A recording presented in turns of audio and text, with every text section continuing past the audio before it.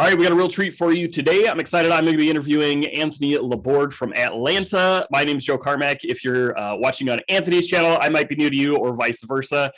So we're excited. We're going to share with you guys basically what it's like if you're moving to Minneapolis or if you're moving to Atlanta area, differences between our real estate and our cities and all that good stuff. So thanks, Anthony. I'm excited to have you on today. No, awesome. I appreciate the invitation. This is very cool. I enjoyed this. Yeah. I think it'll be really fun for people to see kind of some of the differences. And we got to start with weather. I mean, I'm in Minnesota. You're in Atlanta. Let's start with what's weather like down there, because it's probably a lot better than up here. So right now, today, no, you would hate it here today. So we're gonna reach record highs this week. We're hitting into the hundreds and probably low hundreds. So although we have all four seasons here, and that's wonderful, and all of them are fairly mild. The summer, and we're right smack in the middle of it, it's a little brutal. I'm curious about what's it like there right now in the middle of summer. What's it like? It's actually really hot here too. I think we're like mid 90s right now, but they've got like excessive heat warnings in place, fire bans. So that's a big thing up here right now because we've got wildfires going on in Canada to our north. So no campfires are allowed. Does that affect you guys a lot if it comes from Canada down? Yeah.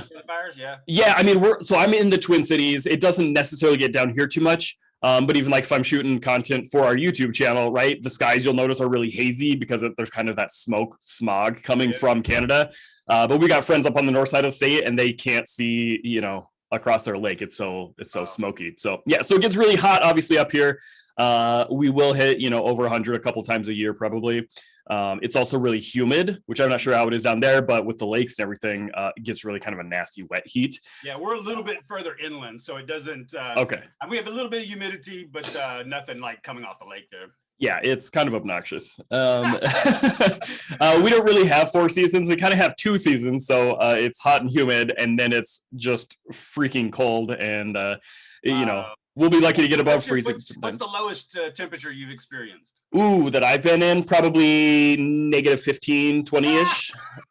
Something like that. Y'all don't even know what negative temperature is. That's when there's negative. That little dash in front of you. Negative. What is a negative? Yeah. I don't even know what that is. Yeah, it's so if you're not from here, the first winter you go through, it's this really interesting phenomenon when it's really cold, and you go outside and you breathe in and then your nostrils like freeze in your nose. It's just a whole nother experience you get to try out. Nothing like that. Absolutely nothing like that. Yeah, our winters here, it'll get below freezing every once in a while and they'll shut the city down, if there's a snow flurry, just the slightest dusting and we'll shut everything down. But typically 30, 40 degrees during the winter time, it may get down into the 20s, every so often down in the teens, but nothing like that there. So our winter is super mild. We have a nice fall. I think you guys have a fairly nice fall too with the changing of the colors.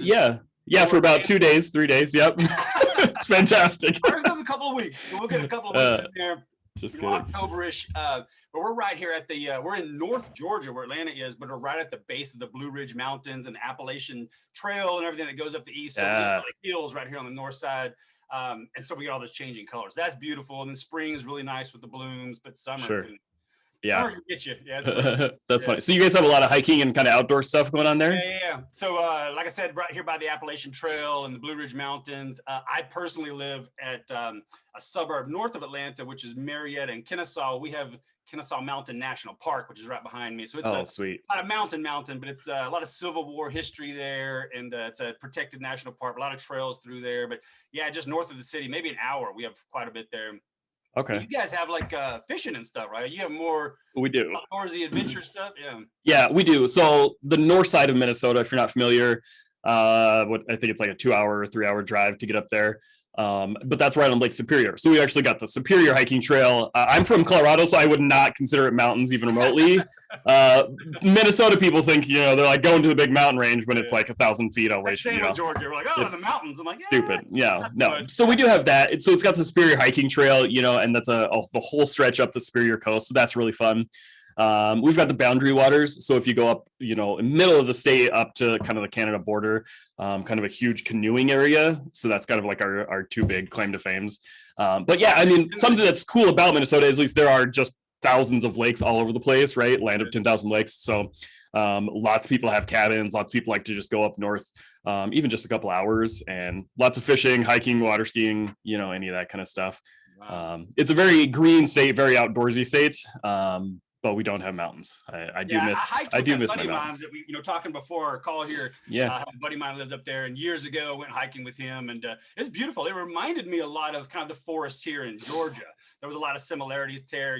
No big mountain ranges or anything, but it was Sure. topography was hilly. It was Yep. hikeable and it gave you a good exercise. But yeah, Yeah. beautiful area up there. I love all the lakes, the water, and the fishing. Fly fishing is really nice up there. Yeah. So what do you guys have to do, downtown? What's your nightlife like? What kind of things in the city is there for you guys?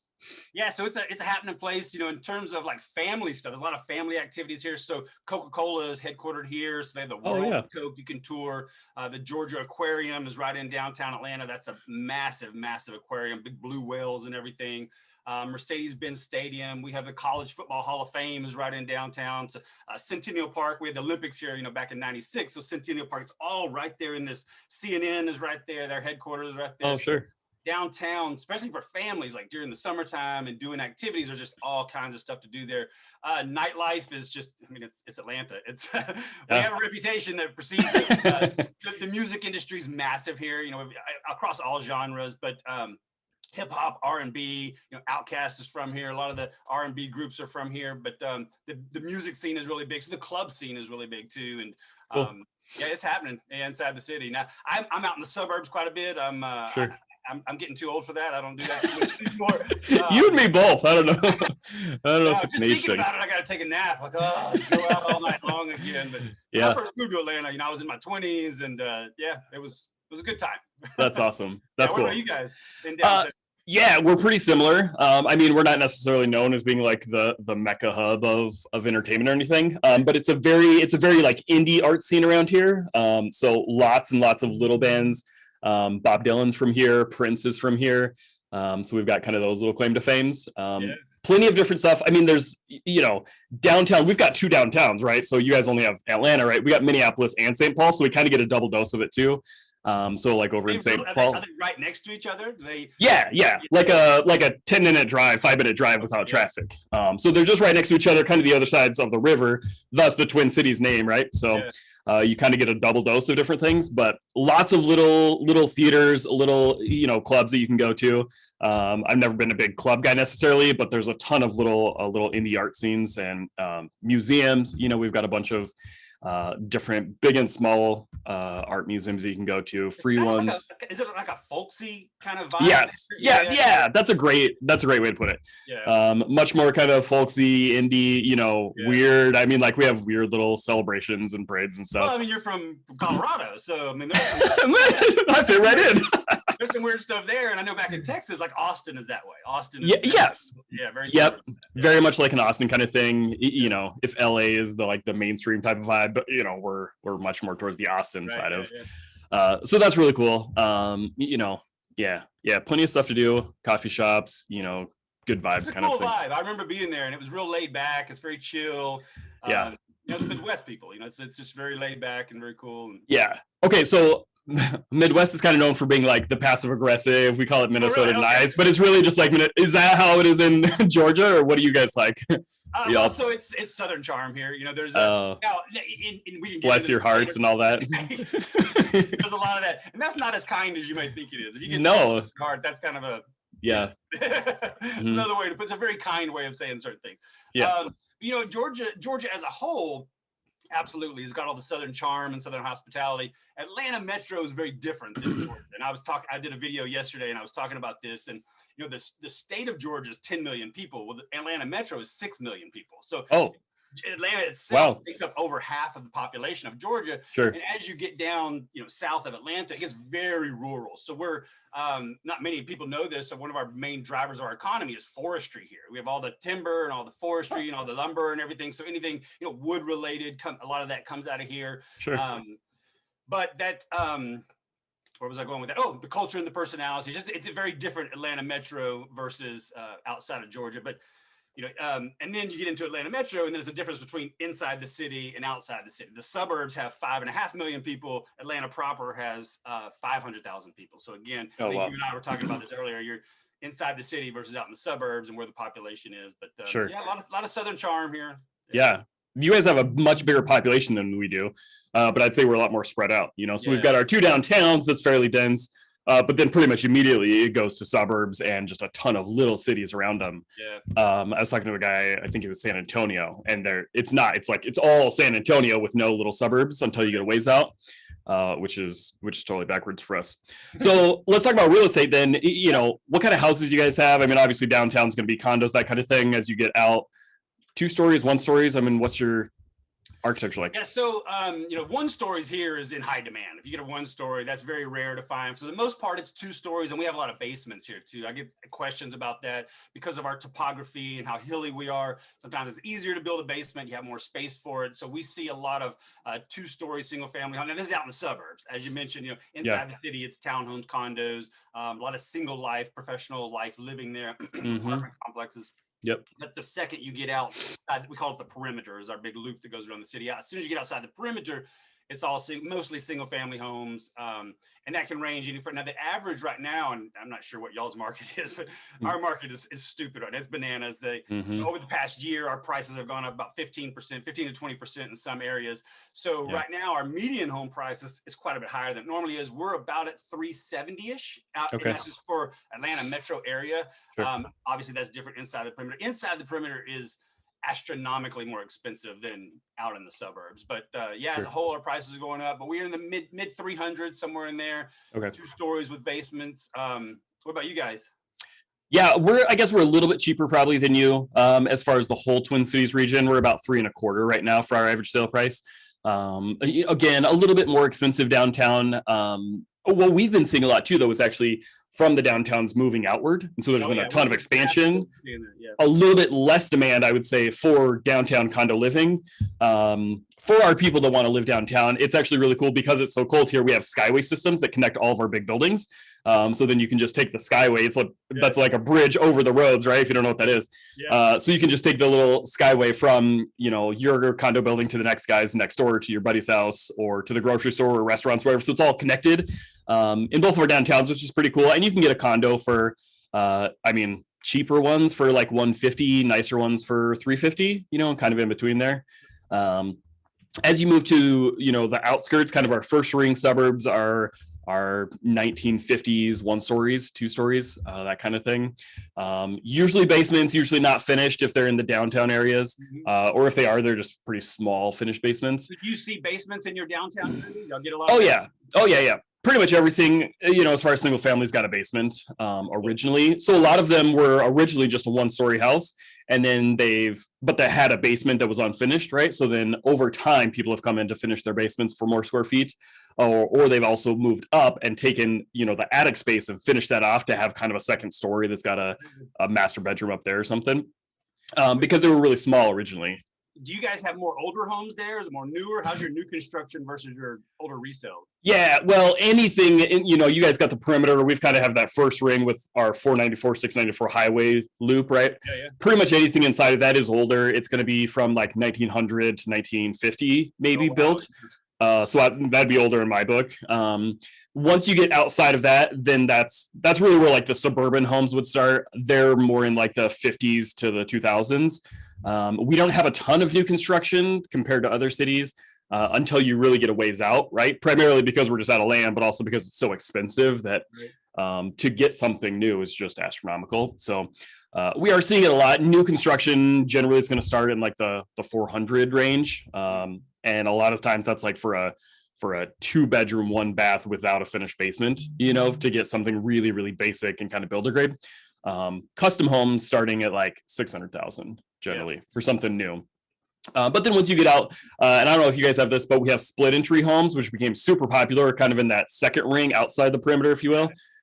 Split entry homes, which they were just huge in like the 60s, 70s, 80s. And then now people kind of hate them.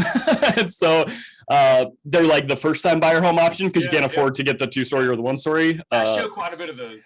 Yeah. So, you have people over in the winter and they're trying to take off their boots and like there's no room for anyone to get inside the door, but it's freezing. So you want to stairs, or you can go up the stairs. Right there. Yeah. So they're kind of annoying, but they're all over the place. They're still really popular. And they are kind of the more affordable options sometimes. So if you're looking, like in the suburbs, something entry level, you're certainly not going to be much under like 250, for a decent move-in ready home.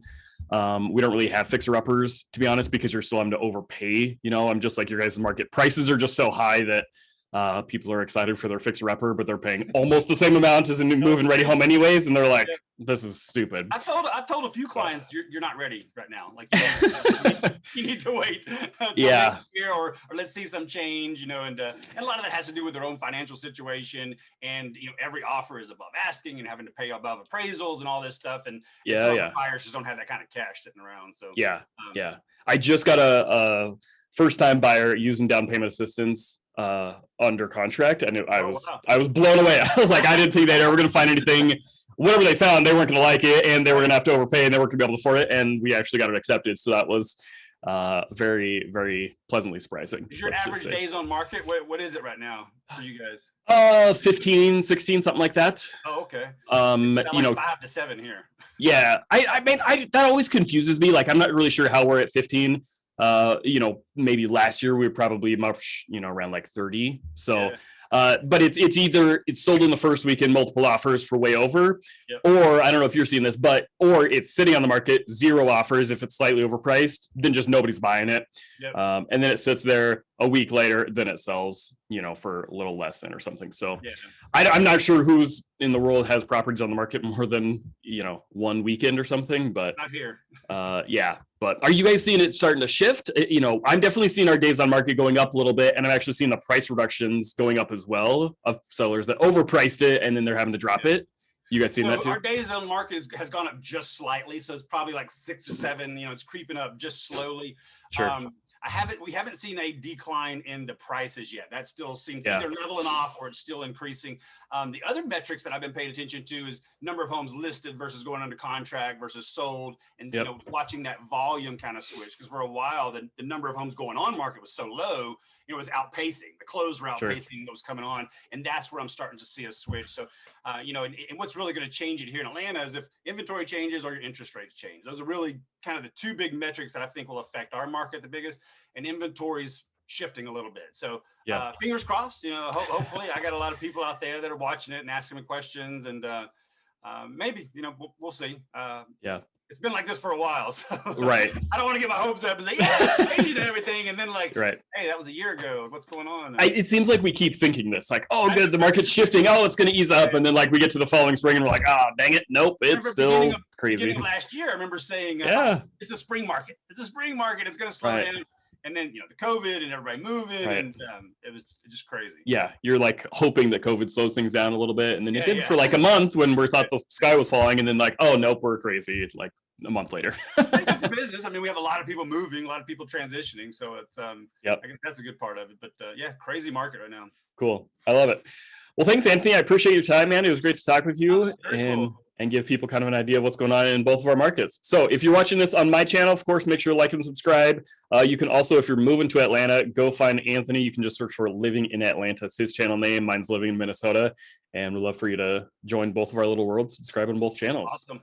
Love it. Really cool, Joe. I appreciate it, man. Cool. This is pretty cool. Yeah, thanks. Good talking to you. All right, man. Take care. See ya.